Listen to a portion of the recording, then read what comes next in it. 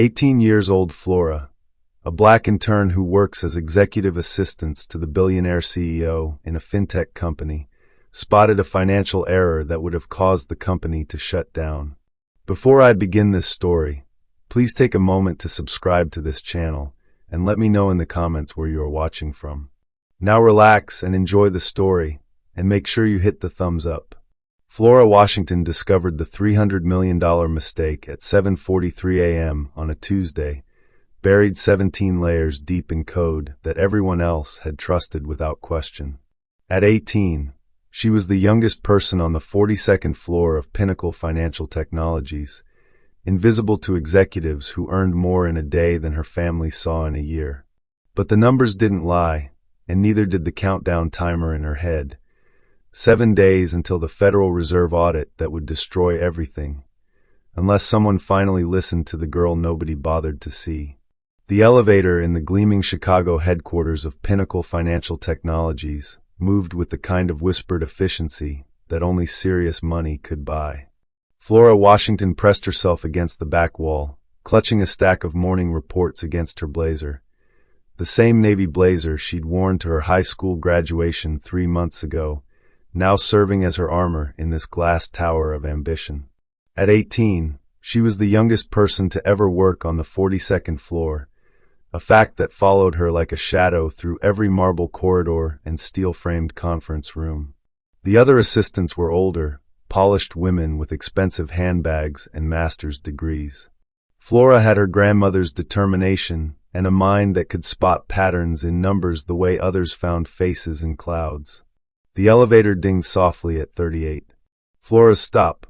As the doors opened, she caught her reflection in the polished steel, dark skin that seemed to glow under the harsh fluorescent lights, hair pulled back in a neat bun that took 45 minutes to perfect each morning, eyes that held more intelligence than anyone in this building had bothered to notice.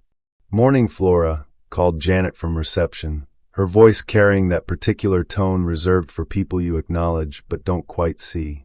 "Good morning," Flora replied, her voice steady despite the familiar flutter in her chest.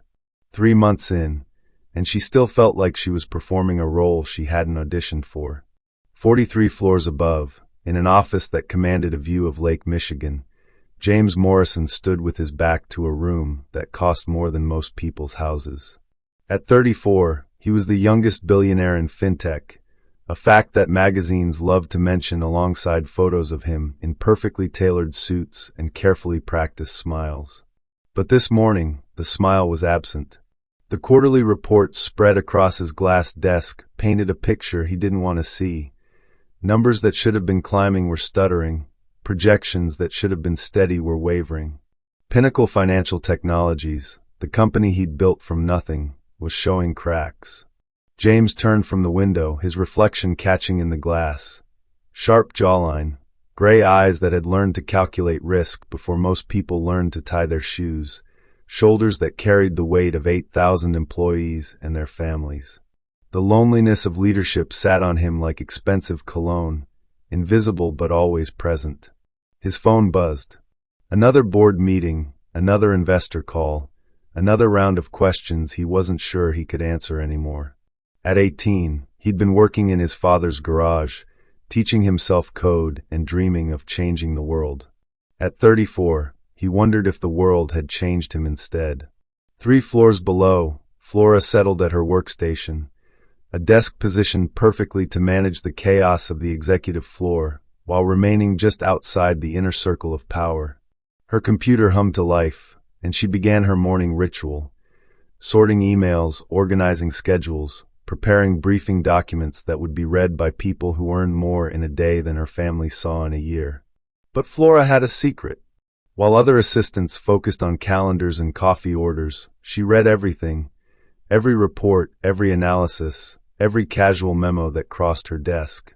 Numbers spoke to her in a language she'd understood since childhood, when she'd helped her grandmother balance checkbooks and spot billing errors that saved their household dollars they couldn't afford to lose.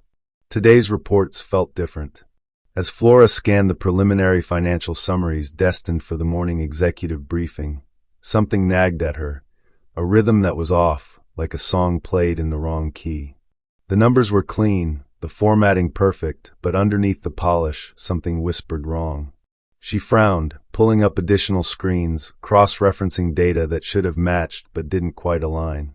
Her heart began to beat faster, not with nervousness, but with the electric thrill of discovery. Upstairs, James Morrison had no idea that Salvation wore an 18-year-old face and sat at a desk 3 floors below, that the answer to questions he hadn't even thought to ask was being uncovered by someone his company barely acknowledged existed. The morning sun climbed higher over Chicago's skyline, casting long shadows through the Pinnacle Towers, shadows that would soon shift everything. The revelation came in pieces, like watching a photograph develop in slow motion. Flora's fingers moved across her keyboard with surgical precision, pulling threads of data that shouldn't have been connected, but somehow were. The quarterly reconciliation reports, the offshore account transfers, the subsidiary revenue streams, they were all part of an intricate web that looked beautiful from a distance, but fell apart under close examination. Her breath caught. There, buried 17 layers deep in automated calculations, was a systematic error that had been compounding for months. Someone had reversed a decimal placement in the master algorithm that governed international currency conversions. Instead of dividing by exchange rates, the system had been multiplying. The difference was staggering, $347 million in phantom profits that didn't exist, balanced against real debts that very much did. Flora's hands began to tremble. This wasn't just an accounting mistake. This was a financial time bomb that would detonate the moment the Federal Reserve auditors arrived for their scheduled inspection next week.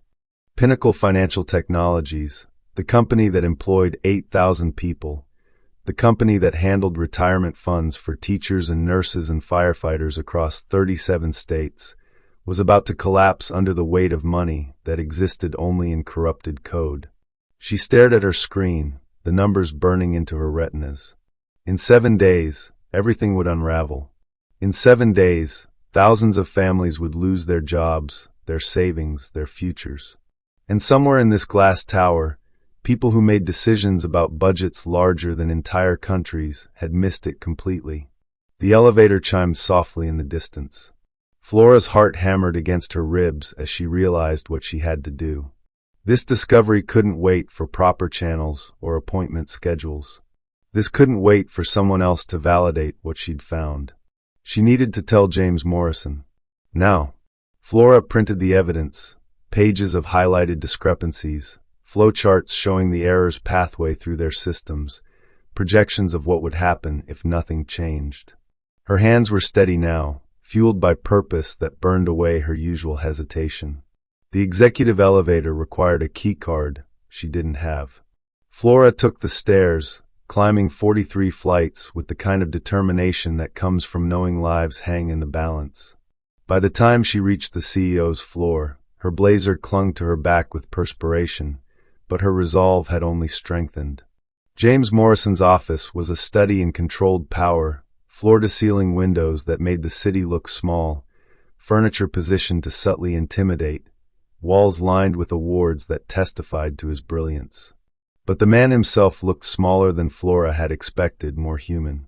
He stood with his back to her, phone pressed to his ear, his voice carrying the weight of someone fighting battles she couldn't see. "I don't care what the projections show, Marcus. Something's wrong. I can feel it."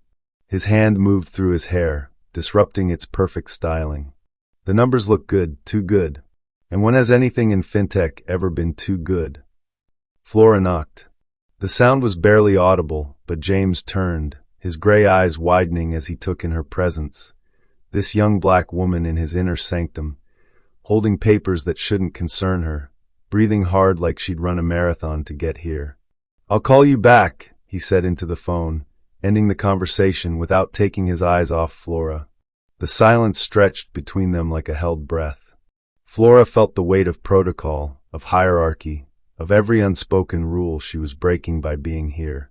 But she also felt the weight of those numbers, of those families, of a responsibility too large to ignore. "Mr. Morrison," she began, her voice steady despite the magnitude of the moment. "My name is Flora Washington. I work as an executive assistant at 38. And I need to show you something that's going to change everything. James studied her face, the intelligence burning in her dark eyes, the determination set in her jawline, the way she held those papers like they contained state secrets. In 34 years of life and 16 years of building businesses, he'd learned to recognize the moment when everything shifted. This felt like one of those moments. "Show me," he said simply. Flora spread the documents across his glass desk, her fingers tracing the error's path through their systems. As she spoke, her voice grew stronger, more confident. She explained complex financial algorithms as if they were recipes, broke down international currency markets like she was describing the weather, made the incomprehensible clear with the kind of natural teaching ability that couldn't be learned. James listened in growing amazement and horror. This 18-year-old assistant had discovered in one morning what his team of Harvard MBAs had missed for months. She'd found the flaw that would have destroyed everything he'd built, everything he'd dreamed, everything he'd worked to create. When Flora finished, the office was completely silent except for the distant hum of Chicago traffic 43 floors below. James looked at her, really looked at her, for the first time. Not as an interruption or an employee or a young person out of place, but as the brilliant woman who had just saved his life's work. "How did you see this?" he asked, his voice barely above a whisper. Flora met his gaze directly, no longer intimidated by the office or the man or the impossible distance between their worlds. "Because someone had to," she said. In that moment, everything changed. The silence that followed Flora's revelation felt like standing in the eye of a hurricane, deceptively calm while chaos swirled just beyond reach.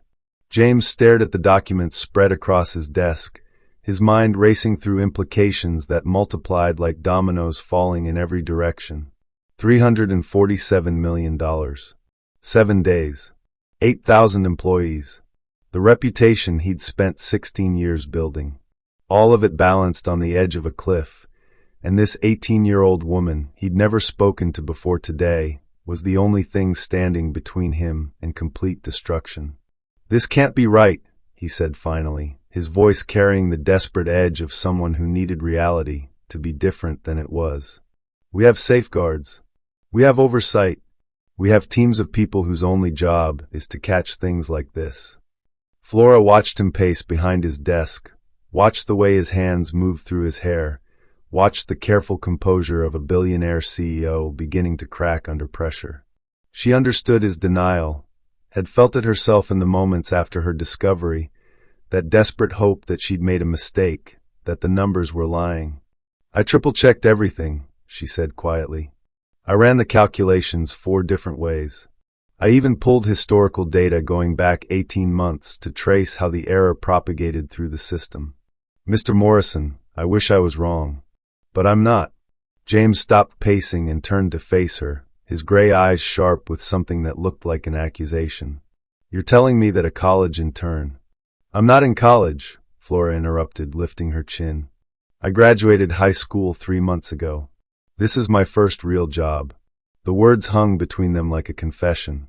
James felt something shift in his chest, not gratitude, but a kind of vertigo that came from realizing how close he'd come to losing everything, and how the person who'd saved him was someone his world had trained him not to see.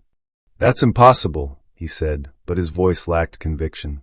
"You're explaining derivative algorithms and international currency markets like you wrote in the textbook." Flora's expression hardened slightly. She'd heard this tone before, from teachers who questioned her test scores, from classmates who assumed she'd had help with her homework, from a world that couldn't reconcile her age and appearance with her capabilities. "Just because something seems impossible to you doesn't mean it isn't true," she said, her voice carrying a quiet strength that made James take a step back. But instead of apologizing, instead of acknowledging what she'd done for him, James felt his defenses rising. This was too much, too fast. An hour ago, his biggest concern had been quarterly projections. Now he was supposed to believe that his entire company had been saved by someone who couldn't even vote in the last presidential election. "I need to verify this with my team," he said, gathering the papers from his desk. "We have protocols for financial discrepancies.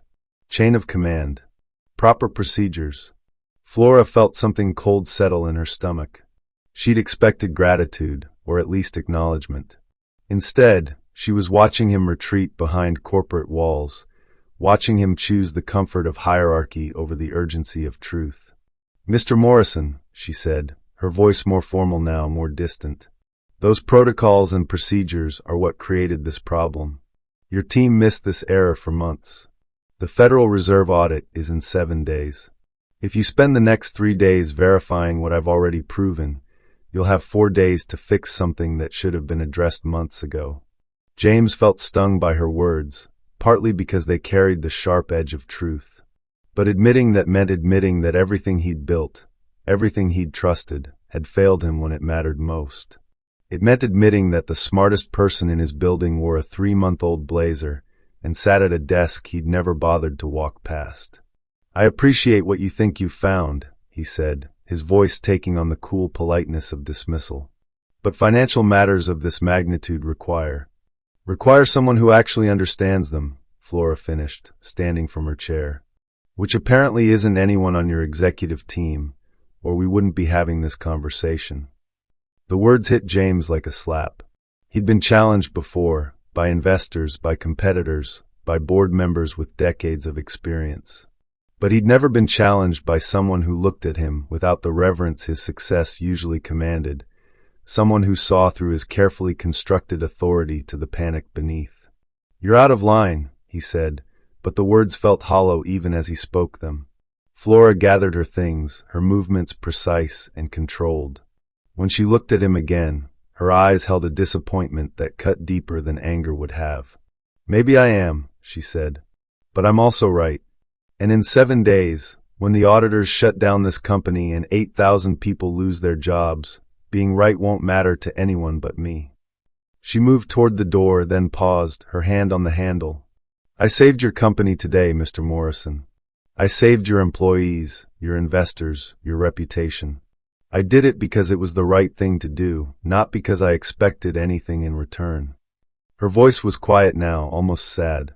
"But I hoped, that doing the right thing would matter to someone like you."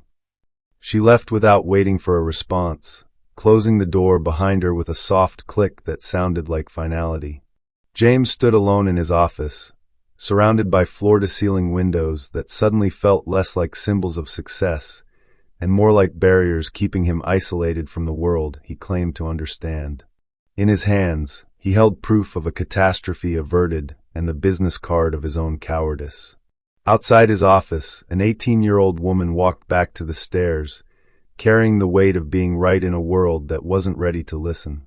3 hours later, Flora sat at her desk on the 38th floor, mechanically sorting through emails that felt meaningless after what she'd discovered.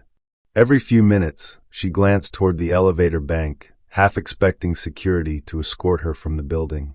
She'd crossed lines that morning, violated protocols that people like her weren't supposed to even know existed. But the numbers haunted her. $347 million in phantom profits. 7 days until audit. 8,000 jobs hanging in the balance. Her computer chimed with a new message. The sender made her stomach drop. James Morrison. The subject line was stark. Conference room A. Now. Flora's hands trembled slightly as she saved her work and gathered her things. Conference room A was on the executive floor, the inner sanctum she'd invaded that morning. As she rode the elevator up, she wondered if this was how her brief corporate career would end. The conference room was smaller than she'd expected, designed for intimate discussions rather than boardroom grandstanding. James sat at the far end of an oval table, but he wasn't alone. 2 other men flanked him. One she recognized as Marcus Thompson, the chief financial officer, and another she didn't know, but whose expensive suit screamed senior executive. "Flora Washington," James said as she entered, his voice carefully neutral. "Please sit." Flora chose a chair halfway down the table, close enough to participate, but far enough to maintain some psychological distance. The 3 men studied her with the kind of intense scrutiny usually reserved for hostile takeovers or criminal interrogations. "This is Patrick Sullivan, our chief risk officer," James continued. "I've shared your findings with both of them." Marcus leaned forward, his expression skeptical. Ms. Washington, these are very serious allegations you're making. Do you understand the implications of what you're suggesting? Flora met his gaze steadily. I understand that if I'm right, this company has been reporting false profits for months. I understand that the Federal Reserve audit will uncover this discrepancy, whether we acknowledge it or not.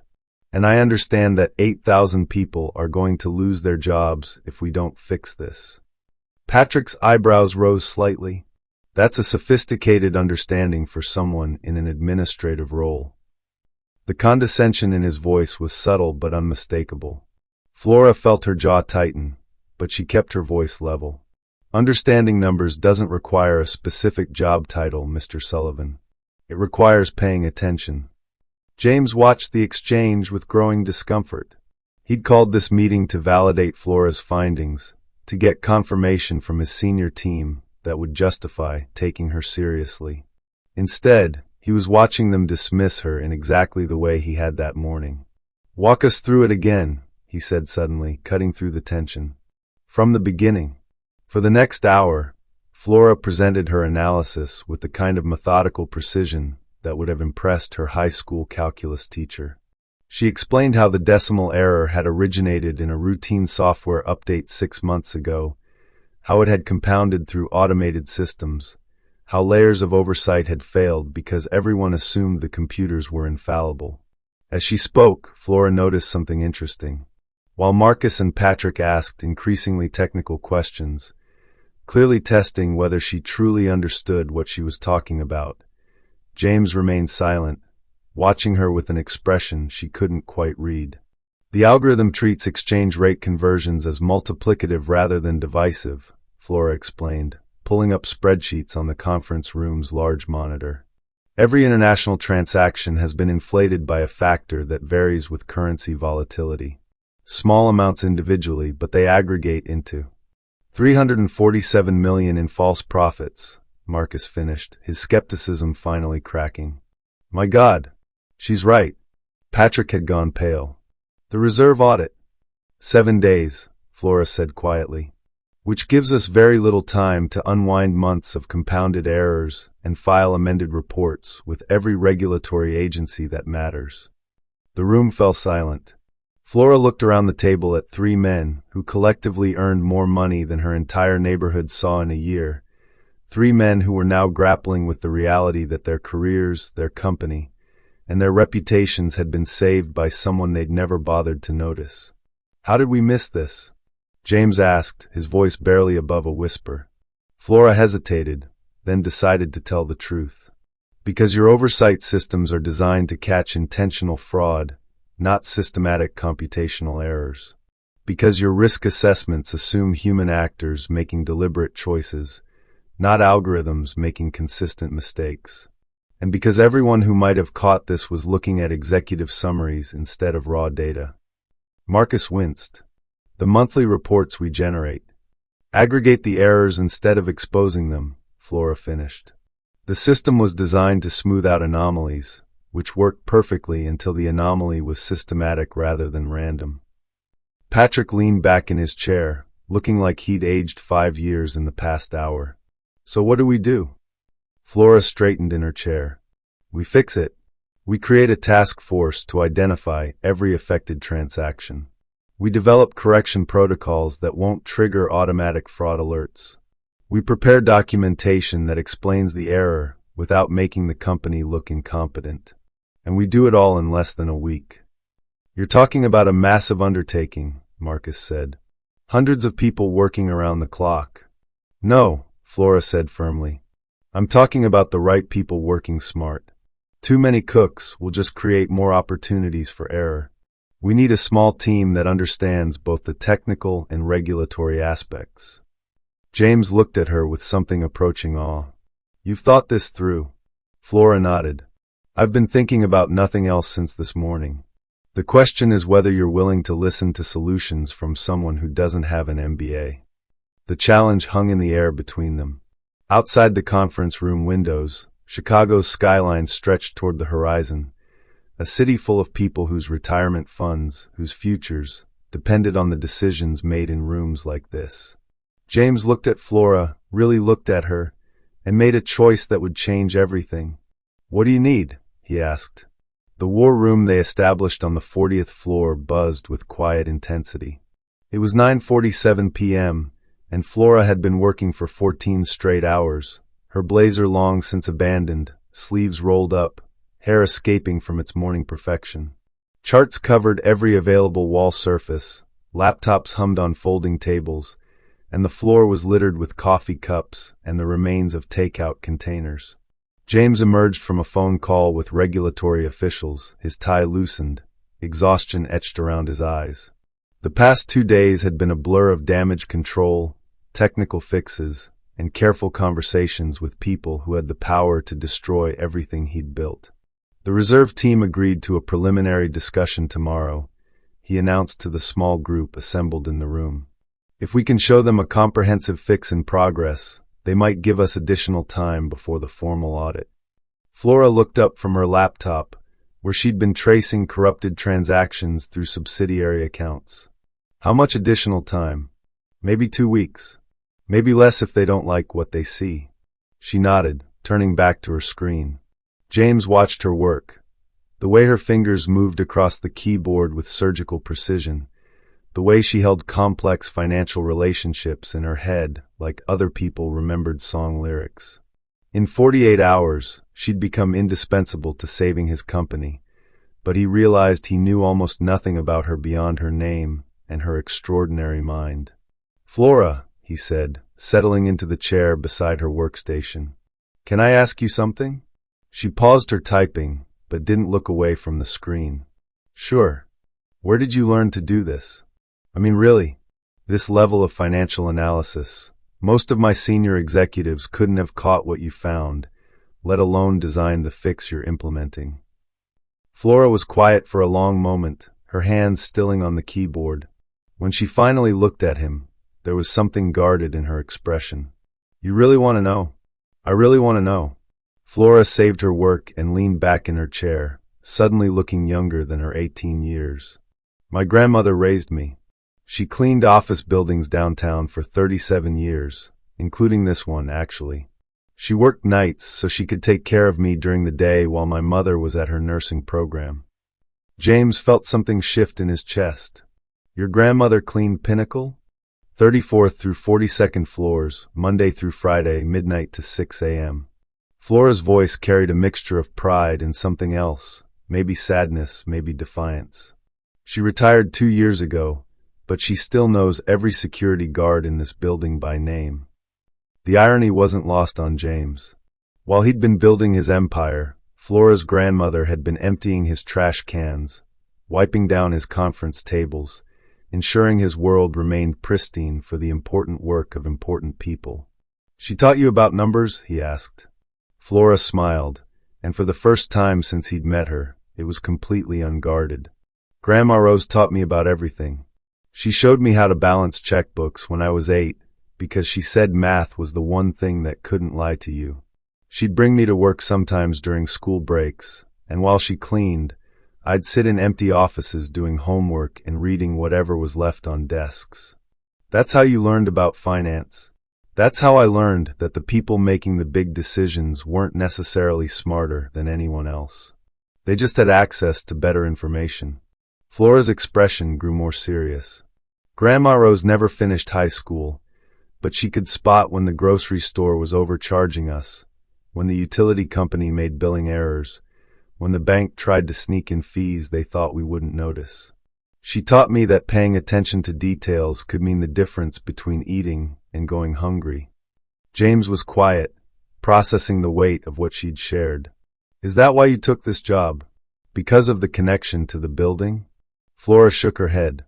"I took this job because it was the only one that would hire me. 18 years old, no college degree, no experience beyond part-time retail. Most companies wouldn't even let me fill out an application. But you applied here. I applied everywhere. Pinnacle was the only place that called back." Flora's voice carried a note of irony. "I think they hired me because I was cheap labor for filing and answering phones. I don't think anyone expected me to actually pay attention to what crossed my desk. James felt a flush of shame.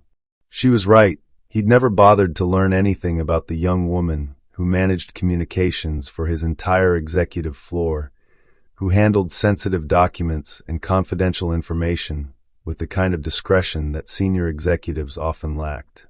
"What happened to your mother?" he asked gently. Flora's expression clouded. She finished nursing school, but the hours were brutal. Night shifts, double shifts, working holidays. She was driving home from a 36-hour stint at the hospital when she fell asleep at the wheel. "I was 15. The stark simplicity of her words hit James harder than elaborate grief would have. "I'm sorry. Grandma Rose likes to say that Mom died trying to heal people, which makes it count for something. But it left us in a tough spot financially. Life insurance doesn't go very far when you're still paying off nursing school loans." James began to understand the weight Flora carried, not just the responsibility of this job, but the responsibility of being her family's hope for something better. She wasn't just an 18-year-old intern playing with numbers. She was someone for whom failure meant more than professional disappointment. "Is that why this matters so much to you?" he asked. "The company, the jobs?" Flora looked around the war room, at the charts covering the walls, at the evidence of their desperate race against time, at the small army of people working to save something they'd all helped build. 8,000 families depend on this place," she said simply. 8,000 people like my grandmother, like my mother, like me. People who work hard and deserve better than losing everything because someone made a computational error and nobody bothered to check the math. She turned back to her laptop, but not before James saw something fierce and protective in her eyes. The look of someone who'd learned early that the world didn't owe her anything, but that didn't mean she'd stop fighting for what was right. At that moment, James realized he wasn't just falling in love with her. He was falling in love with her heart. At 2:17 a.m. on the third night, Flora found James asleep at his laptop in the war room, his head pillowed on his arms, breathing deeply for what she suspected was the first time in days. The harsh fluorescent lights cast shadows under his eyes, and his usually perfect hair fell across his forehead in a way that made him look younger, more vulnerable. She should have woken him. There were still dozens of transactions to verify, regulatory documents to prepare, contingency plans to finalize. Instead, she found herself studying his face in the quiet, the strong jawline that usually projected authority now softened by exhaustion, the hands that signed billion-dollar deals now relaxed and still. Flora pulled off her cardigan and draped it gently over his shoulders, then returned to her own workstation, adjusting her screen brightness so it wouldn't disturb him. The building around them was silent except for the distant hum of climate control and the soft clicking of her keyboard as she continued tracing corrupted algorithms through subsidiary accounts. An hour later, James stirred, blinking in confusion at the unfamiliar weight on his shoulders. When he saw Flora's cardigan and realized what she'd done, something warm and unexpected bloomed in his chest. "You didn't have to do that," he said quietly, careful not to break the intimate stillness of the empty floor. Flora looked up from her screen, offering him a small smile. "You've been running on caffeine and stubbornness for 3 days. Even billionaire CEOs need sleep sometimes." James stretched, working out the kinks in his neck, and noticed that Flora had continued his work while he slept. The spreadsheet on his laptop now showed completed analysis of the European subsidiary accounts, all flagged and categorized with meticulous precision. "You finished the EU reconciliation," he said, amazement coloring his voice. "The patterns were easier to spot once I understood how you were thinking about the problem." Flora saved her own work and turned to face him fully. "You approach numbers differently than I do, more intuitively, more creatively. I've been trying to learn from watching you work." The simple honesty of her words hit James unexpectedly. When was the last time someone had tried to learn from him rather than simply impress him or use him? When was the last time someone had seen his methods as something worth understanding rather than just results worth celebrating? "Want some real coffee?" he asked, gesturing toward the executive break room. "The machine down here makes better stuff than whatever you've been drinking from the vending machines." Flora hesitated. Is that allowed? I mean, the executive floor has rules about. Flora, James interrupted gently, you've saved this company. I think we can bend some coffee rules. The executive break room was smaller than Flora had imagined, designed more for convenience than intimidation. James moved around the space with easy familiarity, preparing coffee with the kind of practiced efficiency that spoke of many late nights spent here alone. French roast okay? He asked, and Flora nodded, settling onto one of the bar stools at the small counter. As the coffee brewed, James found himself really looking at her again, not as the brilliant analyst who'd saved his company, but as Flora. The young woman who'd worked 14-hour days without complaint, who'd wrapped her cardigan around his shoulders while he slept, who'd somehow made this crisis feel less lonely than any success he'd ever achieved alone. Can I ask you something personal? He said, handing her a steaming mug. Sure. Flora wrapped her hands around the warmth, grateful for both the coffee and the gentleness in his voice. What do you want? I mean, after all this is over, after the audit, after we've fixed everything, what do you want your life to look like? Flora was quiet for a long moment, staring into her coffee as if it might contain answers. I want to matter, she said finally. I want to do work that makes a difference, not just push papers around a desk. I want to use my mind for something important. You're doing that, right now. This is temporary, Flora said, shaking her head. When the crisis is over, I'll go back to filing and scheduling and being invisible. The executive team will remember that I'm useful for about a week, and then I'll just be the intern again. James felt something fierce and protective rise in his chest. That's not going to happen. How do you know? Because I won't let it. The certainty in his voice surprised them both. Flora, what you've done this week, what you've shown you're capable of, companies don't just let talent like that disappear back into administrative roles. Flora looked up at him, searching his face for signs of the polite dismissal she'd learned to expect. Instead, she saw something that looked like promise, like possibility. You really mean that? I mean it. James moved closer, their knees almost touching as they sat at the counter. I've been thinking about this a lot over the past few days. About how many brilliant people we must overlook because they don't fit our expectations of what talent looks like. About how close we came to disaster because we weren't paying attention to the right voices. And you think I'm one of those voices? I think you're the smartest person I've met in a very long time, James said simply. I think you see things the rest of us miss. And I think this company would be lucky to have you in a role that actually uses your abilities. They sat in comfortable silence for a while, drinking coffee and watching the first hints of dawn creep across Chicago's skyline. Flora felt something she hadn't experienced since her mother died, the sense that someone saw her completely, valued her completely, believed in her potential even when she struggled to believe in it herself. James, she said softly, using his first name for the first time. Yeah. Thank you.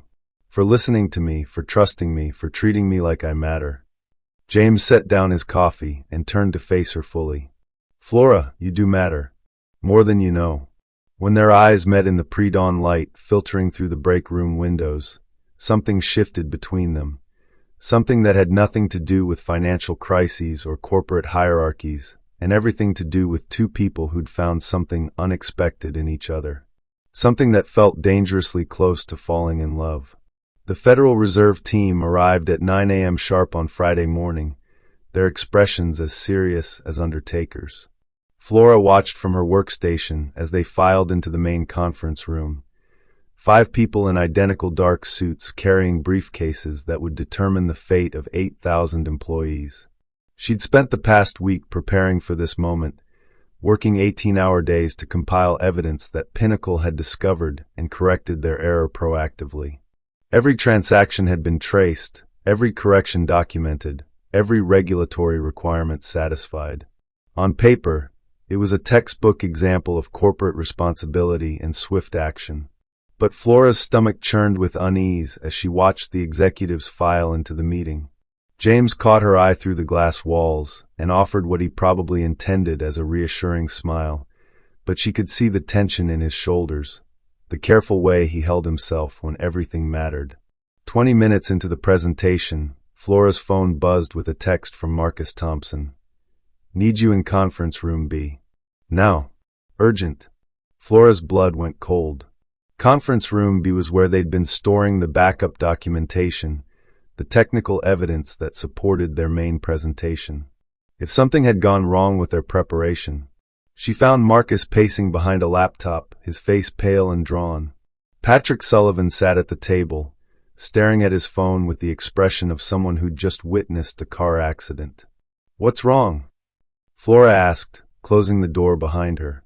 Marcus turned to face her, and she saw something in his eyes that made her stomach drop. Flora, I need to ask you something, and I need you to be completely honest with me. Okay. The analysis you did, the error you found, did anyone help you? Did you have access to information beyond what was available through your normal work duties? Flora frowned. What are you talking about? I explained my methodology. I showed you exactly which systems I accessed, which reports I cross-referenced.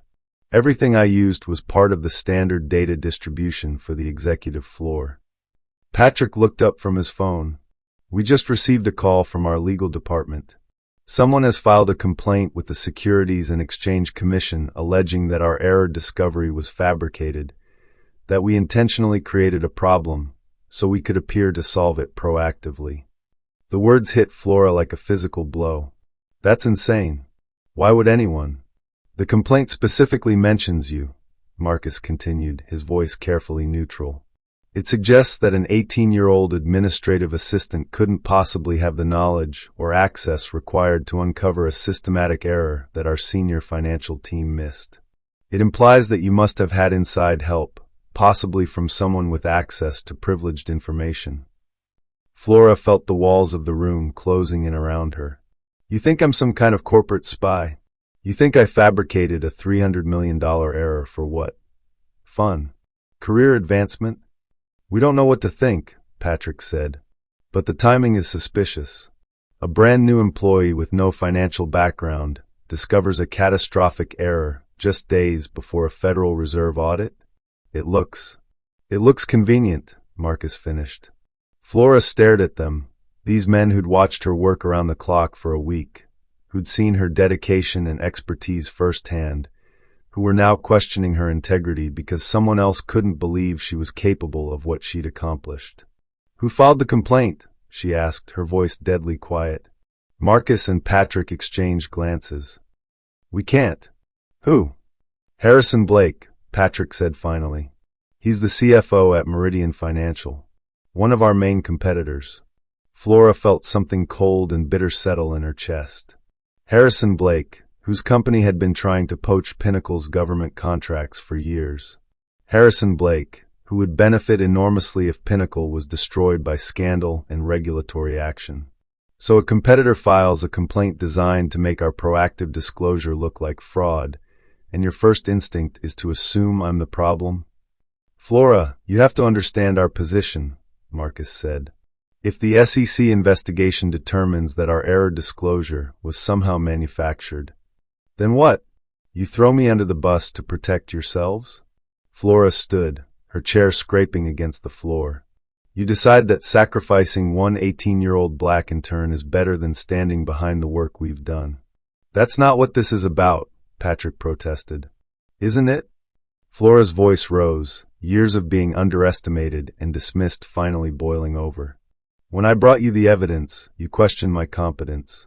When I designed the fix, you questioned my authority. Now that someone challenges my integrity, you question my honesty. At what point do you start questioning your own assumptions instead of questioning me? The door opened and James entered, his face tight with stress. The Fed team wants to see the supporting documentation. They're asking specific questions about the discovery timeline and... He stopped, taking in the tense atmosphere. What's happening here? Marcus cleared his throat. James, we need to discuss some concerns that have been raised about Flora's analysis. As Marcus explained the SEC complaint, Flora watched James's expression change. She saw the moment when doubt crept in, when the enormity of the scandal that could destroy everything began to outweigh whatever feelings had been growing between them. Harrison Blake, James said when Marcus finished. That bastard has been trying to destroy us for years. Which is exactly why we need to be careful, Patrick said. If there's any possibility that Flora's discovery was somehow compromised. Stop, Flora said, her voice cutting through their debate like a blade. Just stop. She looked directly at James, searching his face for some sign that he believed in her, that the connection they'd built over sleepless nights and shared purpose meant something. Instead, she saw calculation, the same careful assessment he probably applied to merger decisions and risk management. You don't trust me, she said, the words falling between them like stones. After everything we've been through this week, after I saved your company, after I gave you everything I had, you still don't trust me. Flora, that's not. It is, she said, backing toward the door. Because if you trusted me, you'd be defending me right now instead of discussing damage control strategies. If you trusted me, you'd know that I would never compromise the integrity of work that affects 8,000 families. James reached for her, but Flora stepped away, shaking her head. I gave you my best work, my best effort, my best self, she said, her voice breaking slightly. And when the first challenge came, you chose to protect your company over protecting me. I understand the business logic, but it still breaks my heart. Flora walked out of conference room B, leaving behind the three most powerful men in the company, and the ruins of whatever she'd thought was growing between her and James Morrison. Behind her, the Federal Reserve audit continued, unaware that the person who'd made their investigation possible had just lost everything that mattered to her. Flora sat in the stairwell between the 37th and 38th floors, her back against the cold concrete wall, staring at her phone. Her grandmother's contact information glowed on the screen. Grandma Rose, who'd raised her to believe that hard work and integrity mattered, who'd taught her that doing the right thing was its own reward. The irony wasn't lost on her. She was hiding in the same stairwell her grandmother had probably used during those midnight cleaning shifts, seeking refuge in the space between floors, between worlds, between the person she'd been a week ago and whoever she was supposed to become now. Her phone buzzed with another text from Marcus. Flora, please come back. We need to discuss this rationally. Rationally. As if her heart breaking was an equation to be solved, as if years of being dismissed and underestimated could be rationalized away with corporate speak and damage control. 3 floors above, James stood at his office windows, watching Chicago stretch toward the horizon. The Federal Reserve team was still in conference room A, still asking questions about discovery timelines and verification protocols, still treating Pinnacle's proactive disclosure with the skepticism that Harrison Blake's complaint had planted in their minds. But James couldn't focus on their questions. All he could think about was the look in Flora's eyes when she'd walked out, not anger, but something worse. Disappointment. The kind of deep hurt that came from having faith in someone and watching them choose fear over trust. His phone rang. Marcus. The Fed team wants to interview Flora directly, Marcus said without preamble. They want to understand her methodology, her access levels, and how she made the discovery. James, if we can't produce her, if she's not here to answer their questions. Find her, James said, ending the call. But he didn't move from his window. Instead, he thought about the past week, about Flora's cardigan draped over his shoulders, about coffee shared in the pre-dawn hours, about the way she'd looked at him when he'd promised she wouldn't disappear back into obscurity.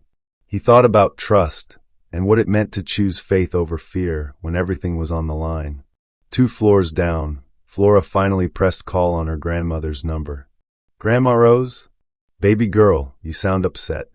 What's wrong? Flora closed her eyes, letting her grandmother's voice wash over her like a balm. I think I made a mistake. I thought I could be someone different, someone important. But maybe I was just fooling myself. Flora Washington, you listen to me, Grandma Rose said, her voice carrying the authority of 7 decades of wisdom. I didn't raise you to doubt yourself when other people show their true colors. What happened? Flora found herself telling the whole story. The error, the discovery, the week of desperate work, the growing connection with James, and finally the devastating moment when doubt had trumped trust. When she finished, The stairwell was quiet except for the distant hum of building systems. "Baby," Grandma Rose said finally, "let me ask you something. Did you do the right thing?" "Yes." "Did you do it for the right reasons?" "Yes." "Then why are you sitting in a stairwell feeling sorry for yourself instead of standing up for what you did?" Flora felt something shift inside her chest. "Because they don't believe me." "Since when do you need other people's permission to know your own worth?" Grandma Rose's voice was gentle but firm. "I spent 37 years cleaning other people's messes in that building. I know what it's like to be invisible, to have people look through you like you don't exist. But I also know that the work matters regardless of whether anyone notices. The truth matters regardless of whether anyone believes it. But Grandma, what if? What if nothing?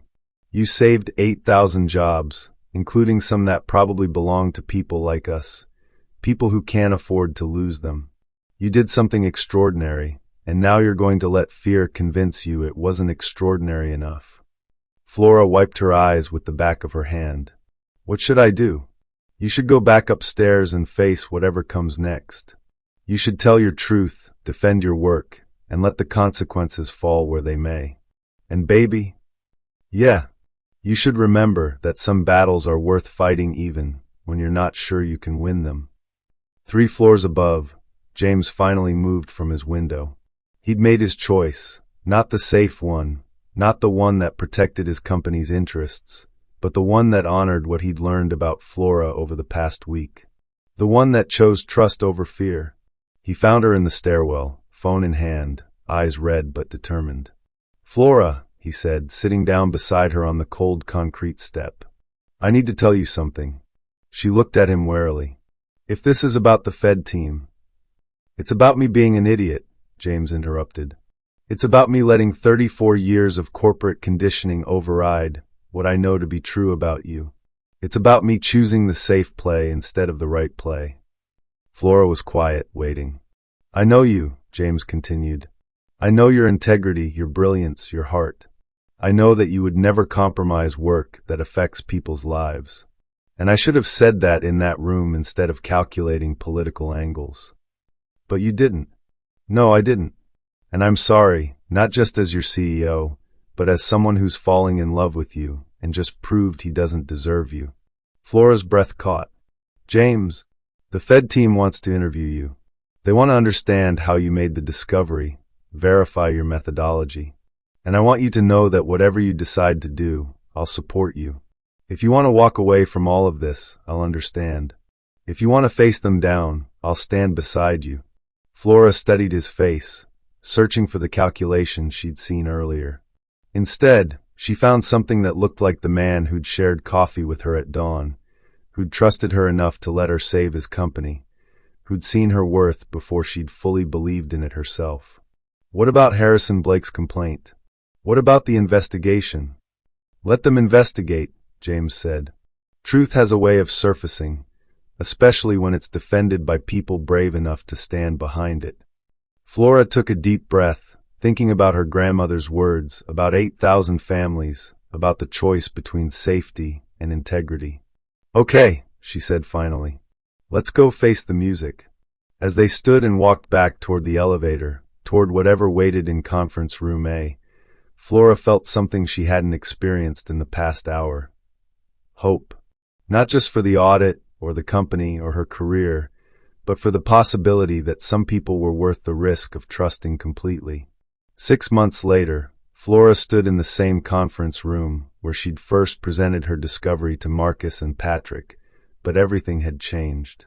The morning Chicago sun streamed through floor-to-ceiling windows, illuminating a scene that would have seemed impossible during those desperate days in March. The Federal Reserve audit had concluded with Pinnacle receiving commendation for exemplary self-disclosure and corrective action. Harrison Blake's SEC complaint had been dismissed with prejudice after investigators determined it was filed in bad faith to damage a competitor.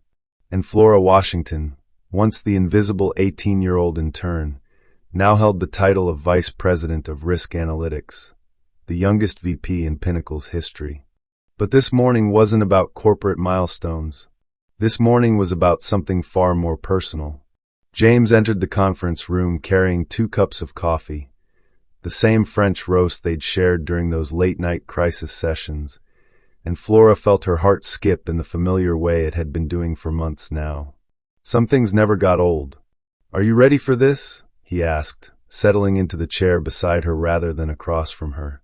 Even in formal settings, they'd learned to eliminate unnecessary distance. Flora smiled, accepting the coffee and the comfort of his presence.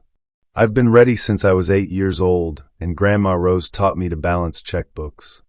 Today marked the launch of the Flora Washington Foundation for Financial Literacy, a program designed to teach young people from underserved communities the kind of practical money management skills that had shaped Flora's entire worldview. The foundation would offer scholarships, internships, and mentorship programs, creating pathways for brilliant minds that might otherwise remain invisible to corporate America. "The board approved the additional funding," James said, pulling out his tablet to show her the latest numbers. "We're fully capitalized for the first 3 years, with commitments from 12 other companies in the financial sector." Flora nodded, but her attention was caught by something else on his screen, an email thread with the subject line "Proposal Timeline." "James," she said carefully, "what's that email about?" He followed her gaze, and his cheeks reddened slightly. "That's not foundation business." "Proposal timeline," Flora repeated, raising an eyebrow. "That sounds like a foundation business to me." James set down his tablet and turned to face her fully. "Actually, it's not about that kind of proposal." The words hung between them, loaded with possibility. Flora felt her pulse quicken as James reached into his jacket pocket and withdrew a small velvet box. "Flora Washington," he said, his voice carrying the same certainty he'd brought to every major business decision, but softer, more vulnerable. "6 months ago, you saved my company. But that's not why I'm asking you to marry me." Flora's breath caught as he opened the box, revealing a ring that was elegant without being ostentatious. A single diamond surrounded by smaller stones that caught the morning light like captured stars. "I'm asking because you saved me," James continued. "You showed me what it means to choose integrity over convenience, courage over safety, truth over comfort. You showed me that the most important discoveries aren't found in boardrooms or financial reports. They're found in the moments when we choose to trust each other completely." Flora's eyes filled with tears, but she was smiling. "James, you don't have to answer now," he said quickly. "I know we've built something incredible together, both professionally and personally, but I don't want you to feel pressured because of our work relationship or—" Flora silenced him by leaning forward and kissing him, soft and sure and full of all the love that had grown between them during late nights and early mornings, through crisis and triumph, through the beautiful complexity of learning to trust someone completely. When they broke apart, Flora rested her forehead against his. "Yes," she whispered. "Obviously yes." James slipped the ring onto her finger with hands that trembled slightly, and Flora marveled at how perfectly it fit. Not just the ring, but this moment, this choice, this life they were building together. "The board meeting," Flora said suddenly, pulling back to look at him. "We're supposed to present the foundation launch in 20 minutes. James laughed, the sound rich with joy and relief. "The board can wait. This is more important." "James Morrison, did you just say that something is more important than a board meeting?" "Flora Morrison to be. I'm discovering that a lot of things are more important than board meetings." Flora felt a flutter of happiness at the sound of her future name, at the promise of a shared future that neither of them could have imagined during those desperate days in March. A soft knock interrupted their moment. Marcus Thompson peered around the door, his expression carefully neutral until he saw their joined hands and the ring on Flora's finger. "Well," he said, breaking into a grin, "I guess congratulations are in order. The board is ready for your presentation, but I suspect this news might overshadow the foundation launch." "Let them talk," Flora said, standing and smoothing her skirt, a far more expensive skirt than she'd owned 6 months ago, but she still felt most herself in navy blue. "The foundation launch is what matters today." As they walked toward the boardroom, James caught her hand. "Any regrets?" "About how we got here, about that first day when everything went wrong before it went right.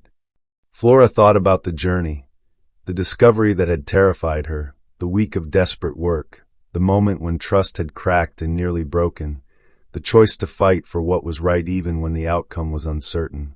"No regrets," she said firmly. "Every difficult moment led us here." Besides, Grandma Rose always said that the best stories start with someone brave enough to point out that the emperor has no clothes. "And what's our story about?" Flora smiled, squeezing his hand as they approached the boardroom, where 12 board members waited to hear about programs that would change young lives, where success would be measured not in profit margins, but in opportunities created and barriers broken. "Our story is about what happens when someone finally listens. What would change in your life if you chose to truly listen to the voices you usually overlook, and what possibilities might emerge from that choice?"